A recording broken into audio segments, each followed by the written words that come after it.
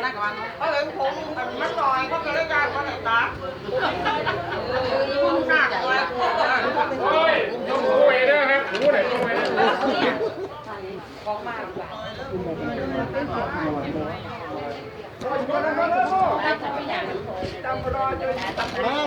ตอนนี้ก็ถึงเวลาลงผลนาคและก็พ่อแม่พี่น้องทุกท่านที่เคารพบานน้องตรีหนอมาเอาบุญเอากุศลด้วยกันได้มาลง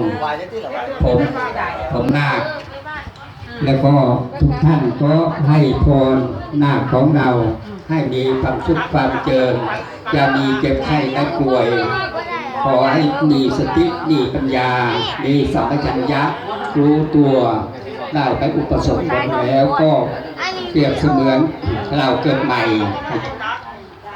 ไกลกันเป้นี่ไปไหนดี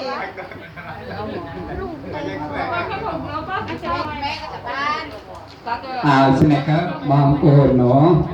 แบ่งนมแต่เนาะแม่เมียนแม่กันเนาะเลยก็มาช่วยกัดช่วยโกนเนาะบัดเด้อบานสนิทก็บานบอลบานกระซัลแล้วออกที่บางโอนโคจาบานตัวอุปสมบทในพุทธศาสนาแล้วก็คอยเมียนอายุเร่งถึงแห้งเจริญเนาะบานตัวหน่วยบานบานกับซ่อนแล้วก็มีได้ช่วยกัดแล้วก็บานช่วยกันสมองกันอยู่โปเนาะบานจักถึงเยี่ยสมองเยี่ยอยู่โปก็สมัยโยเวงโดยคะแนนโรซีก็เนี่ยเกิดเนาะบานโมกัดซอกนั่นเองก็บานโมหอยเนี่ยเกิดยอดซอกอยู่นี่แล้วอ่อนเนื้อเด็กแก่บานโจเลตีบาน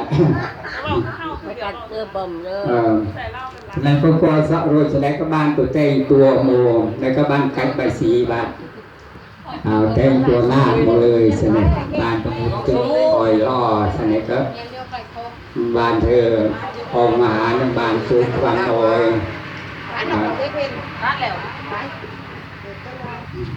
เป็นเพื่อสิริมงคลได้ทุกแรงทุกขาให้หน้าเราให้มีความชุกความเจริญในทุกศาสนาแบบ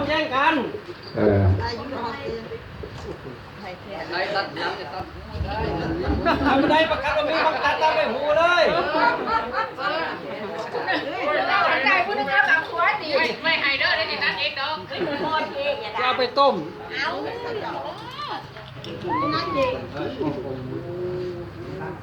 ร้อนตายดีไปเลย